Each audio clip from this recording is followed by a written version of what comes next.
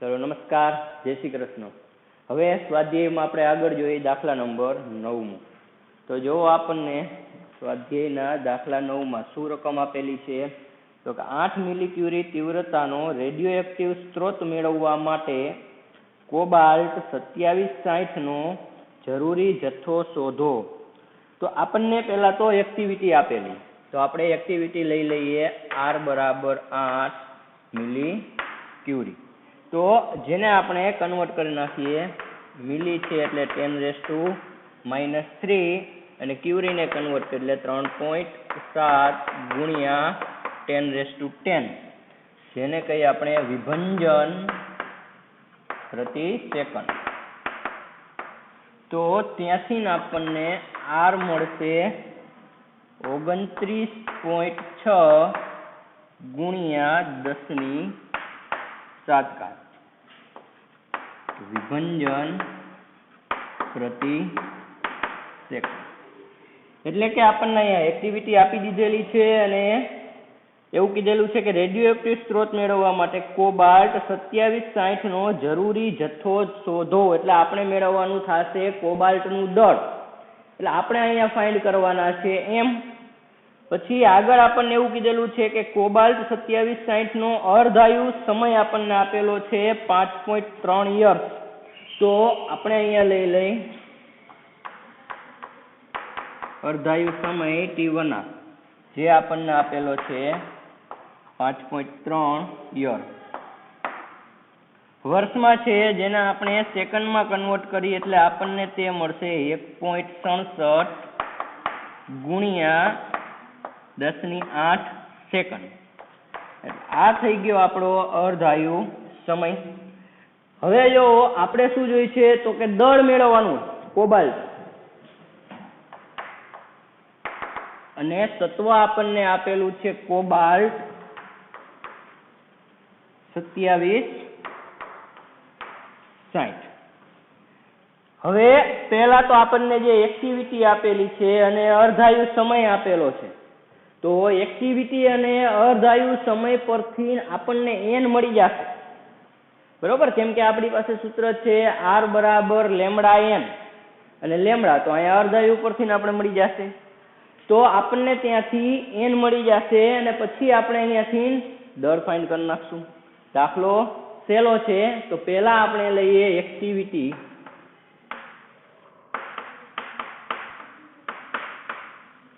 Activity R બરાબર λn, તો તેથી n બરાબર થશે R ના છેદમાં લેમડા.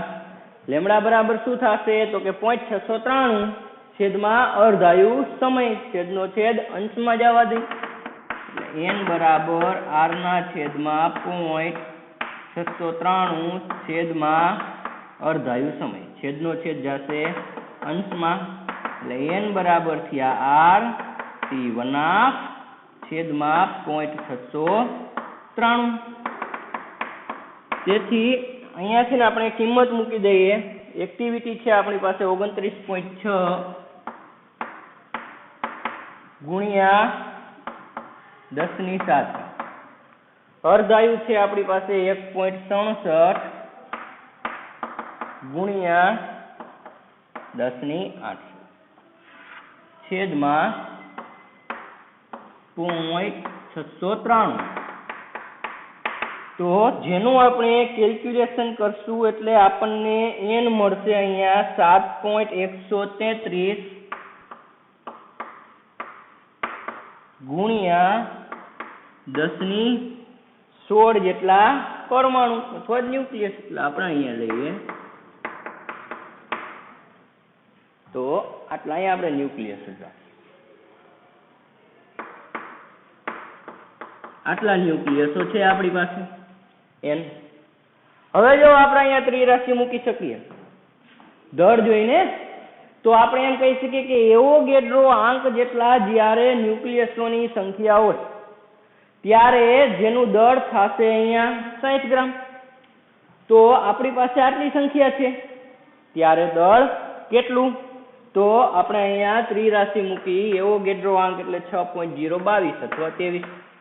6.023 ગુણ્યા 10⁻23 જેટલા ન્યુક્લિયસે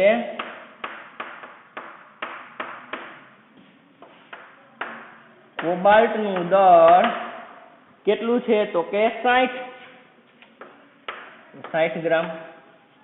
તો તેથી આપણી પાસે કેટલા ન્યુક્લિયસોની સંખ્યા છે તો કે 7.133 ગુણ્યા 10⁻16. તો તેથી 7.133 ગુણ્યા 10⁻16 જેટલા ન્યુક્લિયસે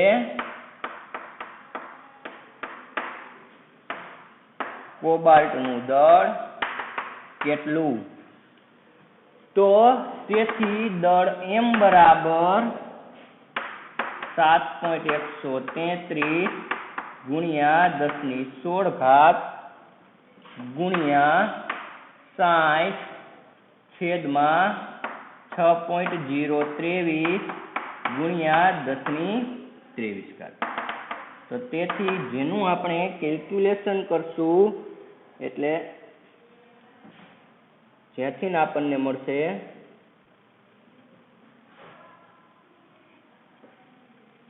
7.106 ગુણ્યા 10⁻6 ગ્રામ.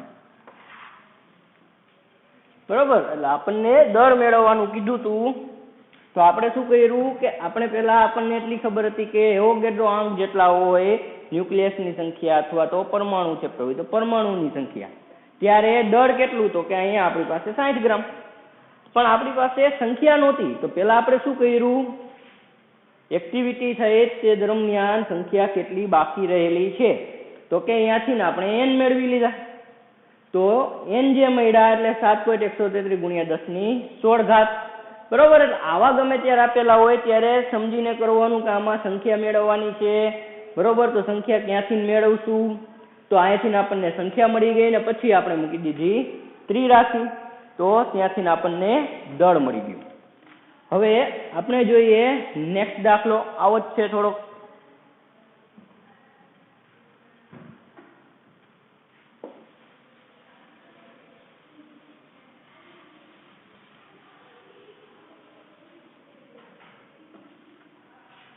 એ દાખલા નંબર 10 માં શું કીધેલું છે આપણને કે SR 3890 નું અર્ધાયુ સમય આપણને આપેલો છે અને આ સમસ્થાનિકના 15 મિલીગ્રામનો વિભંજન દર કેટલો હશે.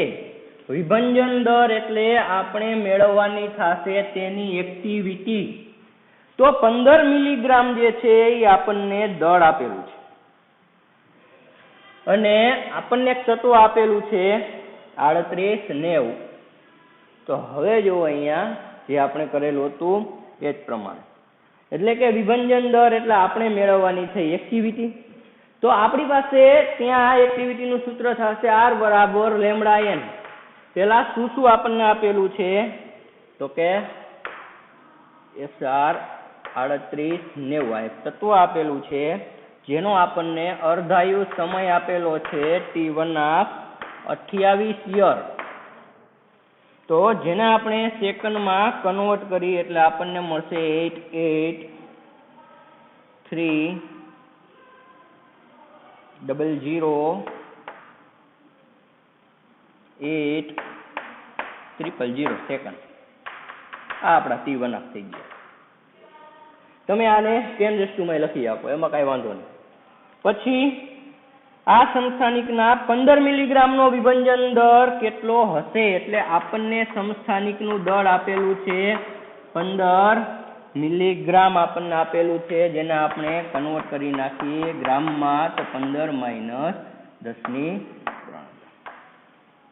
અને આપણે મેળવવાનું છે વિભંજન દર એટલે એક્ટિવિટી R. તો આપણી પાસે સૂત્ર છે એક્ટિવિટી R બરાબર λN. શું સૂત્ર છે આપણી પાસે તો કે એક્ટિવિટી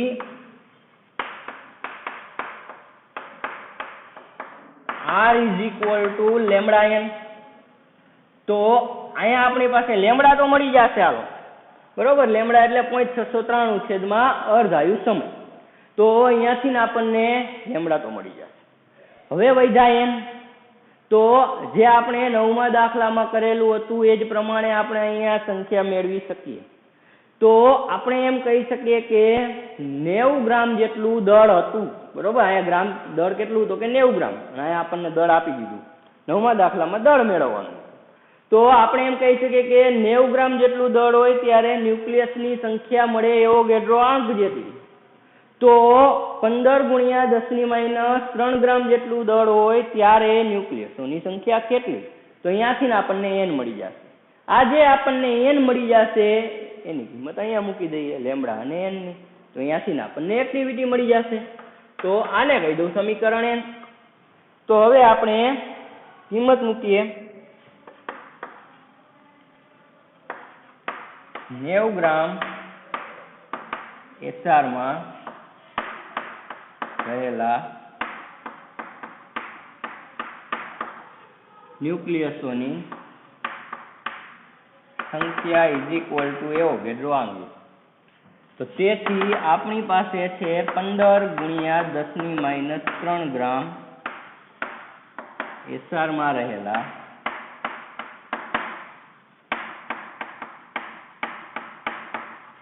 ન્યુક્લિયસોની સંખ્યા કેટલી? તો જેને આપણે કહી દઈએ n. તો અહીંયા થશે 15 ગુણ્યા 10⁻³ ગુણ્યા 6.023 ગુણ્યા 10⁻23 ગ્રામ છેદમાં 90 ગ્રામ. ત્યાંથી આપણને n મળશે 1003.83 ગુણ્યા 10⁻17 જેટલા ન્યુક્લિયસો આપણી પાસે હશે. અહીંયાથી આપણને n મળી ગયા. તો હવે સમીકરણ 1 પરથી, તો સમીકરણ 1 પરથી એક્ટિવિટી r બરાબર લેમ્બડાની જગ્યાએ આપણે મૂકી દઈએ 0.693 છેદમાં અર્ધાયુ સમય. તો અર્ધાયુ છે આપણી પાસે 88300800 ઇન્ટુ n. n છે આપણી પાસે 1003.83 ગુણ્યા 10⁻17. તો તેથી એક્ટિવિટી જેનું આપણે કેલ્ક્યુલેશન કરશું એટલે આપણને મળશે 7.8 ગુણ્યા 10⁻10 વિભંજન પ્રતિ સેકન્ડ અથવા તો બેકવેરલ. તો અહીંયાથી આપણને મળ્યું 7.8 ગુણ્યા 10⁻10 બેકવેરલ. બરોબર કે આ 9મો દાખલો ને 10મો દાખલો આમ બંને સિમિલર જ દાખલા છે, એટલે આમાંય બહુ કાંઈ એવું છે આવડવા જોઈએ. આવા બધા દાખલા 2 માર્કમાં પૂછાઈ શકવાની સંભાવના છે. પછી આપણે જોઈએ આગળ સ્વાધ્યાયનો દાખલા નંબર 11.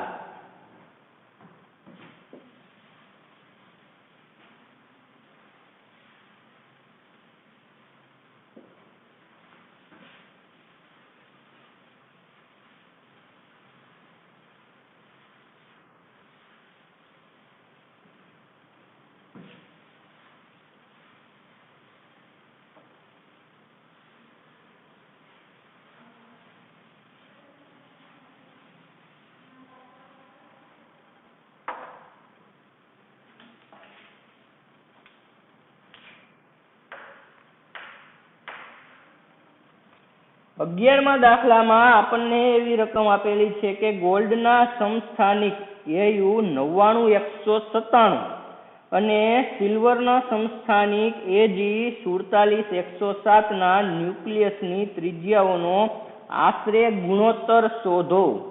જો જ્યારે આપણે ત્રિજ્યાની જ્યારે ચર્ચા થઈ હતી, થિયરી હતી ન્યુક્લિયસની, ત્યારે મેં તમને સૂત્ર કીધેલું હતું આપણે જેમાં આવેલું હતું કે R બરાબર R0a⁻1/3. આ જે આપણે સૂત્ર આવેલું હતું. અને થિયરીમાં પણ આપણે એવી ચર્ચા થઈ હતી કે આમાં MCQ તમને બતાવેલું હતું કે R1 આપેલા હોય, A1 આપેલા હોય, R2 આપેલા હોય અને A2 ફાઇન્ડ કરવાના હોય. મૂળ આપણે એવી વાત થયેલી હતી કે ચાર રાશિમાંથી એક રાશિ અજ્ઞાત હોય. જે અજ્ઞાત હોય એને આપણે સૂત્રનો કર્તા બનાવવાનો, જે આપણે થિયરીમાં ચર્ચા કરેલી હતી કે જેનો એ જ પ્રમાણેનો એક આપણને દાખલો આપેલો છે, પરંતુ આ દાખલામાં આપણને ત્રિજ્યાનો ગુણોત્તર મેળવવાનો કીધેલો. તો આપણને જે બે તત્વ આપેલા છે કે AU 99 197, તો એક તત્વ છે આપણી પાસે ગોલ્ડ AU 99 197 અને બીજું એક સમસ્થાનિક છે આપણી પાસે AG 47 107. તો બીજું છે આપણી પાસે AG 47 107. આ ન્યુક્લિયસની ત્રિજ્યાનો આપણે આશરે ગુણોત્તર મેળવવાનો. તો AU માટે આપણે લઈ લઈએ ત્રિજ્યા R1 અને AG ની ત્રિજ્યા આપણે લઈ લઈએ ધારો કે R2 અને AU નું દળ જે આપણને પરમાણુ દળાંક આપેલો છે જેને આપણે કહી દઈએ A1 અને AG નું જે આપણને પરમાણુ દળ આપેલું છે જેને આપણે કહી દઈએ A2. તો અહીં લઈ લઈએ ધારો કે AU માટે ત્રિજ્યા 99 197 માટે ત્રિજ્યા R1 તથા પરમાણુ દળાંક A1 છે. તો તેથી આપણે એમ કહી શકીએ કે R1 બરાબર R0 A⁻1/3. આ જે આપણી પાસે સમીકરણ હતું ત્રિજ્યાનું, એ જ પ્રમાણે આપણે લઈ લઈએ ધારો કે AG 47 107 માટે ત્રિજ્યા R2 તથા પરમાણુ દળાંક A2 છે. તેથી R બરાબર R0 A⁻1/3. આને કહી દઈએ સમીકરણ બીજું. આપણે મેળવવાનો છે ત્રિજ્યાઓનો ગુણોત્તર જોઈએ આશરે. તો આપણે સમીકરણ 1 અને સમીકરણ 2 નો ગુણોત્તર લઈ લઈએ. તો સમીકરણ 1 અને 2 નો ગુણોત્તર લેતા, તો તેથી R1 ના છેદમાં R2, હવે જો R0 અથવા તો R0 જે તો અચળ છે બરોબર, જે કેન્સલ થઈ જશે. તો અહીંયા વધશે A1/A2 જેની આપણે ઘાત કરી નાખીએ 1/3. તો કિંમત મૂકી દઈ. A1 આપણને આપેલા છે અહીંયા દળાંક 197 અને A2 આપણને આપેલા છે 107 એનું 1/3 ઘાત. તો જેનું તમે કેલ્ક્યુલેશન કરશો એટલે તમને R1 ના છેદમાં R2 બરાબર મળશે 1.225. એટલે કે R1/R2 જે મળશે તમને 1.23. આ ત્રિજ્યાનો ગુણોત્તર થઈ ગયો. R1/R2 = 1.23 અથવા તો 1.225 એમ પણ લખી આવો. છેલ્લો દાખલો છે. જો આવા MCQ પૂછાઈ શકે, આપણે થિયરીમાં પણ ચર્ચા થયેલી હતી આની. તો આવા દાખલામાં વ્યવસ્થિત ધ્યાન દેવું બરોબર. આમ કાંઈ છે નહીં, પણ થિયરિકલ પોઈન્ટ ખબર હોય એટલે આવા દાખલા સોલ્વ થઈ જાય. પછી નેક્સ્ટ આપણે જોઈએ દાખલા નંબર 12.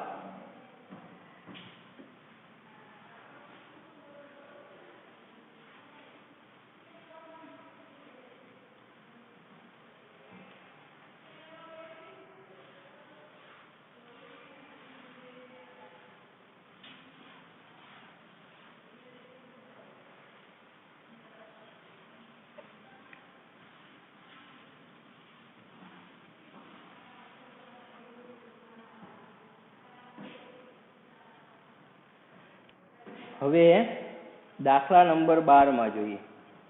આપણને એવું કીધેલું છે કે રેડિયમ 88226 પહેલું અને બીજામાં આપેલું છે રેડોન 86220 ના આલ્ફાક્ષયમાં ક્યુ મૂલ્ય એટલે કે ઉર્જા અને ઉત્સર્જિત આલ્ફા કણની ગતિ ઉર્જા શોધો. બરોબર, આપણે એવી ચર્ચા થયેલી હતી કે જ્યારે આલ્ફા ક્ષય પામે ત્યારે ઉર્જા જે છે એ ગતિ ઉર્જા સ્વરૂપે હોય, જે આપણે થિયરીમાં ચર્ચા થયેલી હતી. તો આપણે અહીંયા મેળવવાનું છે બંને માટે ગતિ ઉર્જા અને એટલે કે ક્યુ નું મૂલ્ય અને આલ્ફા કણની ગતિ ઉર્જા આપણે મેળવવાની. હવે તો તેના માટે દાખલો 12,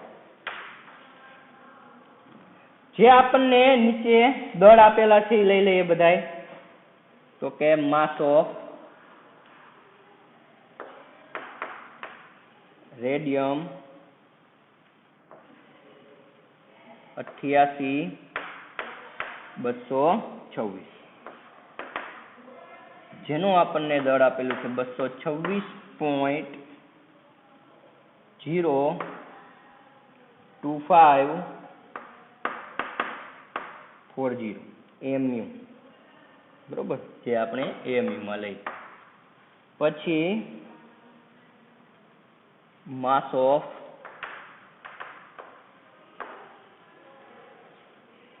રેડોન 86222, જેનું આપણને દળ આપેલું છે 222.01750 mu.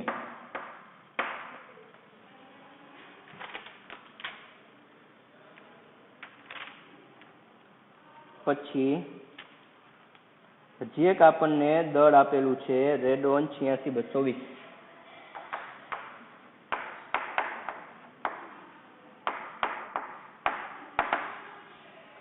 જેનું આપણને દળ આપેલું છે 220.01137 mu. જો આપણે શરૂઆતમાં ચર્ચા થયેલી હતી કે આ જે તમે બધા આંકડા લો એ વ્યવસ્થિત ધ્યાન રાખીને લેજો, એકય આંકડામાં ચૂક ન થઈ જાય. જો કાંઈ એકાદા આંકડામાં એ આડું પાછું આગું પાછું થઈ ગયું તો જવાબમાં ભૂલ પડશે. એટલે નિરાતે આ બધા આંકડા મૂકવાના.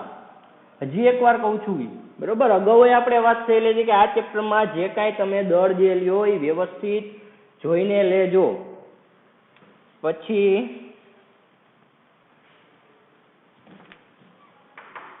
આપણને હજી એક તત્વ આપેલું છે પોલેનિયમ 84 જેનું દળ છે 216.01809 mu.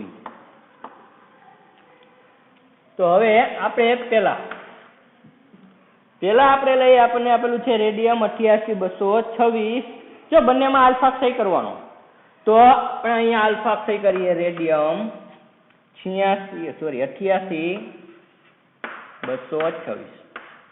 આલ્ફા ક્ષય થાય એટલે આપણે ચર્ચા થયેલી હતી, આલ્ફા એટલે હિલિયમ ન્યુક્લિયસ હિલિયમ 2He4, એટલે કે અહીંયા દળાંકમાં 2 એકમનો ઘટાડો થશે. એટલે અહીંયા થશે 86, પરમાણુ ક્રમાંકમાં 2 એકમનો ઘટાડો થશે, દળાંકમાં 4 એકમનો ઘટાડો થશે. એટલે અહીંયા આવશે 222. તો જે તમને આપેલું છે 86222 એટલે કે રેડોન, જે આપણે લઈ લઈએ. હવે આ જે પ્રક્રિયા જે છે આમાં આપણને કીધેલું છે કે પેલા ક્યુ નું મૂલ્ય શોધો અને ઉત્સર્જિત આલ્ફા કણની ગતિની ચર્ચા કરો. બરોબર, તો અહીંયા જો આપણે ત્યારે પણ ચર્ચા થઈ હતી આલ્ફા ક્ષયમાં થિયરીમાં કે જ્યારે તમને ક્યુ નું મૂલ્ય મેળવવાનું કે એટલે પ્રક્રિયકમાંથી નિપજો તમારે બાદ કરી દેવા. બરોબર, કે પ્રક્રિયકના દળ જે છે એમાંથી નિપજોનું દળ તમે બાદ કરો એટલે અહીંયાથી તમને ડેલ્ટા એમ મળી જાય. અને ડેલ્ટા એમ ને સમતુલ્ય તમે ઉર્જા લઈ લ્યો એટલે અહીંયાથી તમને ઉત્સર્જિત થતી ઉર્જા મળી જશે. તો અહીંયા આપણે પહેલા ફાઇન્ડ કરીએ ડેલ્ટા એમ. તો દળ ક્ષતિ delta M is equal to આપણે લઈશું માસ ઓફ રેડિયમ 88,226 માઇનસ આ બંને એમાંથી બાદ કરી દે mass of radon 86,222 minus mass of alpha એટલે કે હિલિયમ 2He4 આ જે હિલિયમનું માસ તમને શરૂઆતમાં આપેલું છે સ્વાધ્યાયમાં, જ્યારે ઉપર મેં તમને ત્યારે પણ વાત થઈ હતી આગળના દાખલા ગણતા ત્યારે આપણે એવી ચર્ચા થયેલી હતી કે આ બધા દળ અહીંયા તમને આપેલા છે. તો અહીંયાથી આપણે ડેલ્ટા એમ લઈ લઈએ તો માસ ઓફ રેડિયમ 88,226 જેનું દળ છે આપણી પાસે 226.02540 માઇનસ 222 જેનું આપણને આપેલું છે 222.01750 માઇનસ આલ્ફાનું આપણે દળ લઈ 4.002603 જે આપણને બધું એમયુ માં મળશે. તો ત્યાંથી આપણે ડેલ્ટા એમ જે લઈએ તો ડેલ્ટા એમ આપણને મળશે 0.005297 એમયુ જે આપણને અહીંયા ડેલ્ટા એમ મળી ગયા.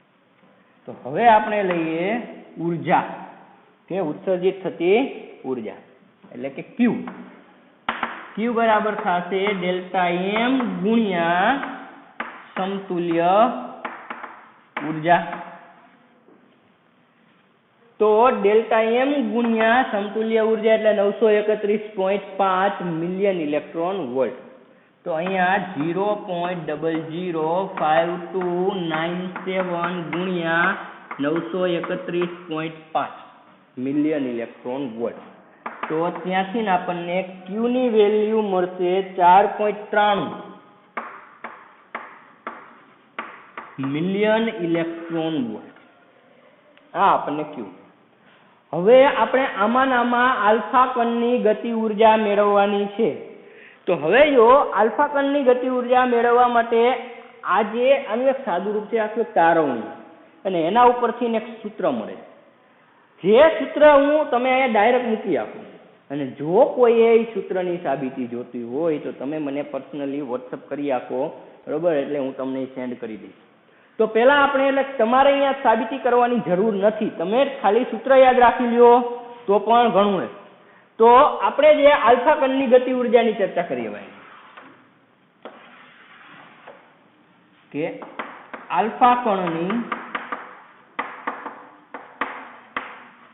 ગતિ ઉર્જા, તો જેના માટેનું સૂત્ર છે કે alpha is equal two Q કૌંસમાં A-4 ડિવાઈડ બાય A. આ તારવણી છે, બરોબર? કે જૂના પહેલા ગુજરાત બોર્ડમાં આનો દાખલો આવતો જે તારવવા માટેનો, તમારા અહીંયા એનું ખાલી સૂત્રનો યુઝ થાય. તો આપણે કે આલ્ફા મળી શકે અહીંયાથી Q છે આપણી પાસે, તો Q ની વેલ્યુ મૂકી ઉર્જા 4.93 ઇન્ટુ દળ કેટલું છે અહીંયા, જો આ દળ લેવાનું ખાસ ધ્યાન રાખજો પ્રક્રિયકનું. તો 226 માઇનસ 4 કરી નાખો છેદમાં 226. તો ત્યાંથી તમને મળશે 4.842 મિલિયન ઇલેક્ટ્રોન વોલ્ટ. આ જે તમને મળ્યું એ આલ્ફા કણની ગતિ ઉર્જા મળી. તમારે આ સૂત્ર યાદ રાખવાનું છે કે આલ્ફા બરાબર થશે Q કૌંસમાં A-4 ડિવાઈડ બાય A. હવે એમાં બીજું આપણને હજી આપેલું છે રેડોન 86,220. એમાં પણ આ જ પ્રમાણેની આપણે તારવણી કરવાની અને આલ્ફાની વેલ્યુ ફાઇન્ડ કરવાની, એટલે કે આલ્ફા ગતિ ઉર્જા આપણે મેળવવાની. તો હવે એમાં જોઈએ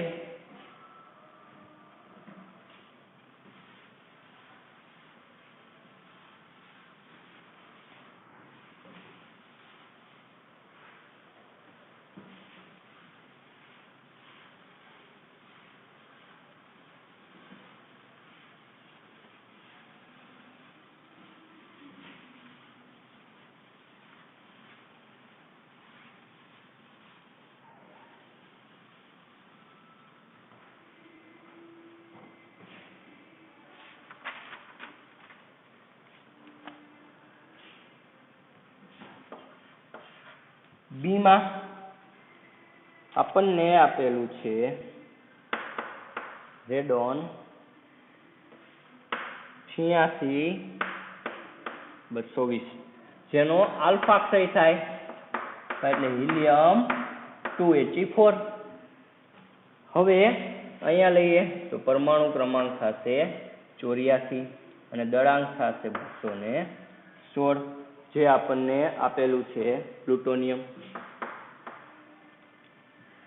રેડી. હવે એ જ પ્રમાણે પેલા મેળવીએ દળ ક્ષતિ. દળ ક્ષતિ delta M is equal to mass of radon 86-220 minus mass of plutonium 84-216 minus mass of alpha helium 2He4. અહીંયા આપણે દળ બધાયના મૂકીએ. રેડોન 86-220 જેનું દળ આપણને આપેલું છે 220.01137 220.01137 માઇનસ પ્લુટોનિયમનું દળ અહીંથી 216.00189 216.00189 માઇનસ આલ્ફાનું દળ 4.002603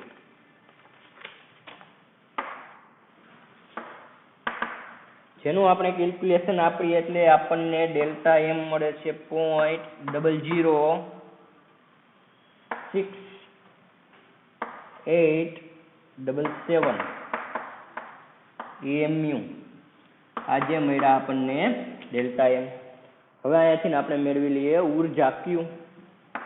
અહીં ઉર્જા ક્યુ ઇઝ ઇક્વલ ટુ થશે ડેલ્ટા એમ ગુણ્યા સમતુલ્ય ઉર્જા એટલે 931.5 અહીંયા આવશે મિલિયન ઇલેક્ટ્રોન વોલ્ટ.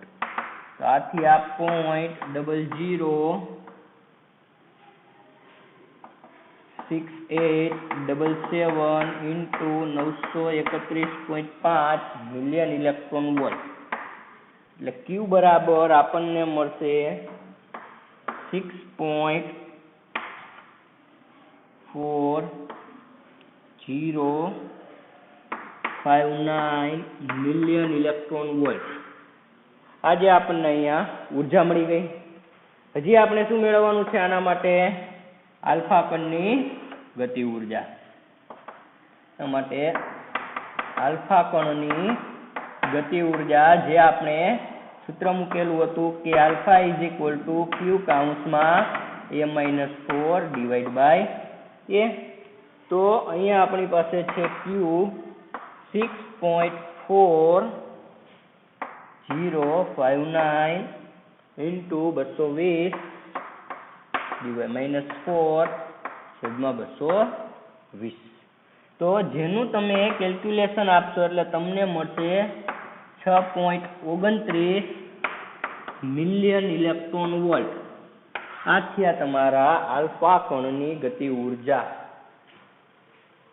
બરોબર. આ બંને દાખલા જે છે એટલે કે એ અને બી આવા દાખલા પણ પૂછાવાની સંભાવના ખરી. જો આ બધામાં તમને દળ આપે, બરાબર, પરમાણુ દળ એટલે એ બહુ ગોખવાની ક્યાંય જરૂર નથી. આ આલ્ફાનું દળ આપેલું હોય, પ્રોટોનનું દળ હોય તો પ્રોટોનનું દળ આપેલું હોય, આ બધાના દળ તમને આપેલા જ હોય. હવે આગળ જોઈએ આપણે.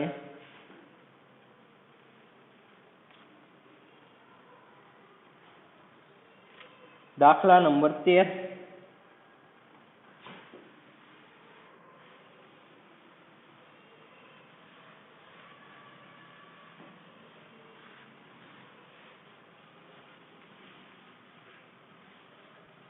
હવે જુઓ 13મો દાખલો જે છે એમાં શું આપણને કીધું છે? રેડિયો ન્યુક્લાઇડ કાર્બન 611 નું વિભંજન પ્રક્રિયા તમને આપેલી છે. કે એમાંથી એક જો E+ એટલે પોઝિટ્રોન છૂટો પડ્યો. અર્ધાયુ સમય તમને આપેલો છે, એના મુજબની પ્રક્રિયા થાય. કાર્બનનું દળ આપેલું છે તમને, બોરોનનું દળ આપેલું છે. ક્યુ મૂલ્યની ગણતરી કરવાની છે આપણે, એટલે કે ઉર્જાની ગણતરી અહીંયા કરવાની છે. અને તેને ઉત્સર્જિત જે પોઝિટ્રોન છે તેની મહત્તમ ઉર્જા સાથે સરખામણી કરવાની છે. તો પોઝિટ્રોનની મહત્તમ ઉર્જા સાથે સરખામણી કરવું. બરોબર, કે પોઝિટ્રોનને કેટલી ઉર્જા મળે છે એ આપણે ગણવાની. હવે જોઈએ એ જ પ્રમાણે જે આપણે ગણતા હતા દાખલા, પેલા ડેલ્ટા એમ આપણે ફાઇન્ડ કરશું. ડેલ્ટા એમ આપણને મળી જાય એની આપણે સમતુલ્ય ઉર્જા લેશું. બરોબર, અહીંયાથી આપણને ઉત્સર્જિત થતી ઉર્જા મળી જાય. તો પેલા જે આપણને આપેલું છે એ બધું લઈ લઈએ. દાખલો 13.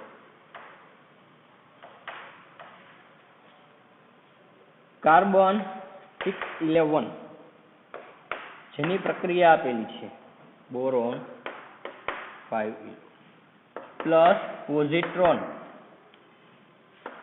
પ્લસ ન્યુટ્રિન. પછી આપણને આપેલું છે T1 એટલે કે અર્ધાયુ સમય એનો આપણને આપેલો જે આપેલો છે 20.3 મિનિટ. આ અર્ધાયુ સમયની કાંઈ જરૂરિયાત આપણે ઊભી નહીં થાય. આપણને દળ આપેલા કાર્બન 611 જેનું દળ છે આપણી પાસે 11.014134 AMU અને માસ ઓફ બોરોન 511 જેનું આપણને દળ આપેલું છે 11.09305 AMU. હવે જો ક્યુ મૂલ્યની ગણતરી કરવાની. હવે એક વસ્તુ ધ્યાન રાખજો કે જ્યારે પોઝિટ્રોન કે ઇલેક્ટ્રોન છૂટા પડતા હોય ત્યારે જે આપણે પ્રક્રિયા લઈએ ત્યારે આપણે ઇલેક્ટ્રોન જે છે માસ ઓફ ઇલેક્ટ્રોન જેને આપણે કન્સિડર કરશું. કારણ કે જો જ્યારે પોઝિટ્રોન ને ઇલેક્ટ્રોન છૂટા નથી પડતા એટલે કે એ સિવાયની આલ્ફા કણની પ્રક્રિયા હોય તો ત્યારે જે ઇલેક્ટ્રોન જે છે માસ ઓફ ઇલેક્ટ્રોનની બેલેન્સિંગ થઈ જાય ન્યુક્લિયસ. પણ અહીંયા ઘણીવાર બેલેન્સિંગ નથી પણ થતું. તો આ આપણે કેવું રાખવાની કે જ્યારે પોઝિટ્રોન છૂટો પડતો હોય કે ઇલેક્ટ્રોન છૂટો પડતો હોય ત્યારે ઇલેક્ટ્રોનનું દળ જે છે એ આપણે અહીંયા કન્ઝ્યુમ કરશું. એટલે ઇલેક્ટ્રોનનું દળ આપણે પ્રક્રિયામાં લેશું. બરોબર, એટલે કે જેનાથી તમને કંઈ ગોખવું કે એવું કાંઈ ન આવે. કે એક વસ્તુ યાદ રાખવાની, પોઝિટ્રોન કે ઇલેક્ટ્રોન છૂટો પડે ત્યારે માસ ઓફ ઇલેક્ટ્રોન આપણે પ્રક્રિયામાં ધ્યાનમાં લેવાના. તો હવે આપણે આગળ જઈએ તો પેલા ડેલ્ટા એમ ફાઇન્ડ કરવાના દળ થતી.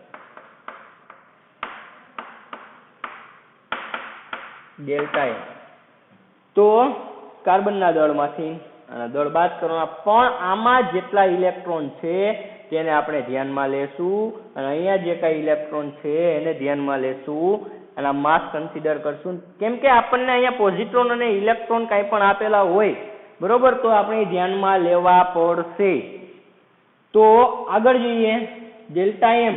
જો અહીંયા કેવી રીતે થાય, માસ ઓફ કાર્બન 611 છે આપણી પાસે, જેમાં કેટલા છે અહીંયા પ્રોટોન છે 6, સામે એટલા ઇલેક્ટ્રોન હશે તો 6 ઇલેક્ટ્રોન જે છે એ બાદ કરવાના.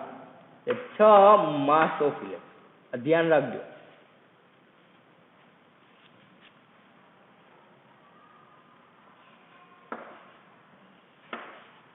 માઇનસ હવે અહીંયા આવી માસ ઓફ બોરોન 511 એમાંથી ઇલેક્ટ્રોન બાદ કરો. કેટલા છે તો કે 5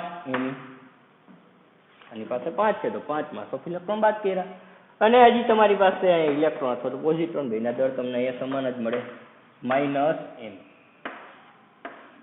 આ પ્રમાણે તમારે પ્રક્રિયા કરવાની. જો અહીંયા તો બેલેન્સિંગ થઈ જાય, કેમ કે જો અહીંયા 6 તમે કાઉન્ટ છૂટો પાડશો એટલે આ પ્લસ થઈ જશે બરોબર. એટલે કે જોઈએ આપણે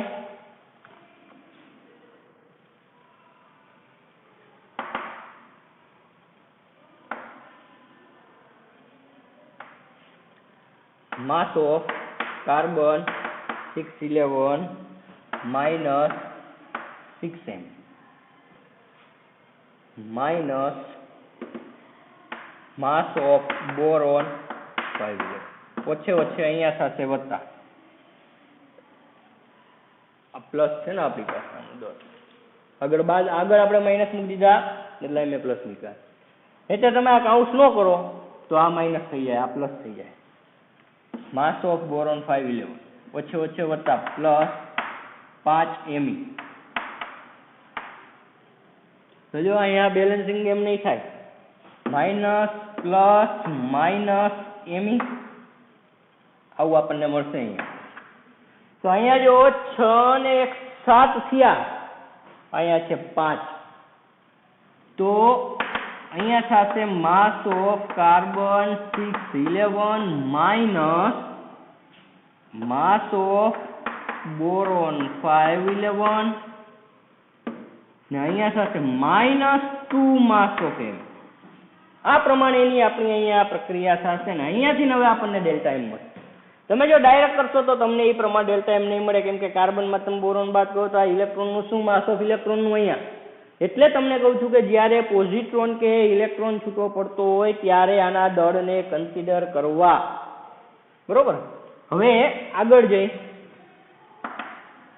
તો કિંમત મૂકી દઈએ. માસ ઓફ કાર્બન 611 જેનું આપણી પાસે દળ છે 11.434 અહીંયા, માઇનસ બોરોનનું દળ છે 11.00939305 માઇનસ 2 માસ ઓફ ઇલેક્ટ્રોન જે આપણને સ્વાધ્યાયમાં શરૂઆતમાં આપેલા છે 0.000548 જેનું આપણે કેલ્ક્યુલેશન કરશું એટલે અહીંયાથી ને આપણને દળ મળશે 0.0033 AMU. આથી આ આપણા ડેલ્ટા M.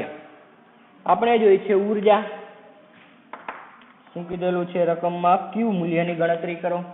આથી ઉર્જા Q બરાબર ડેલ્ટા M ગુણ્યા સમતુલ્ય ઉર્જા એટલે 931.5 મિલિયન ઇલેક્ટ્રોન વોલ્ટ એટલે 0.001033.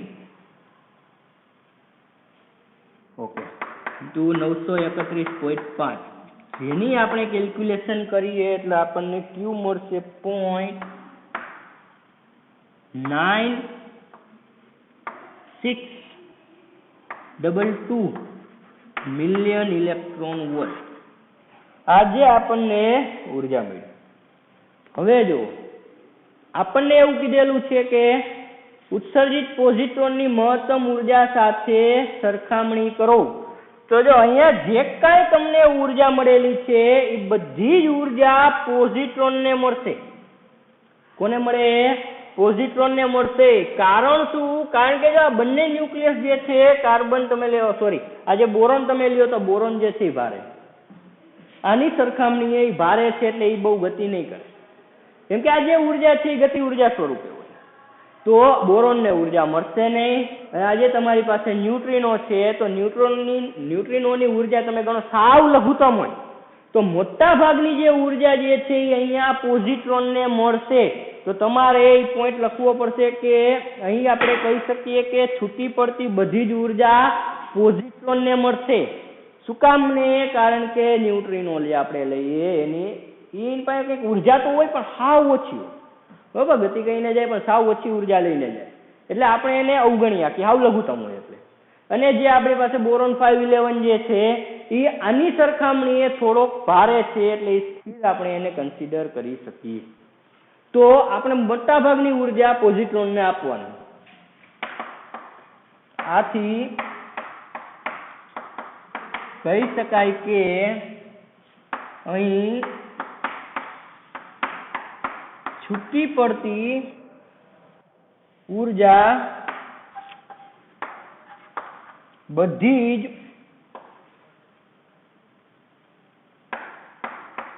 પોઝિટ્રોનને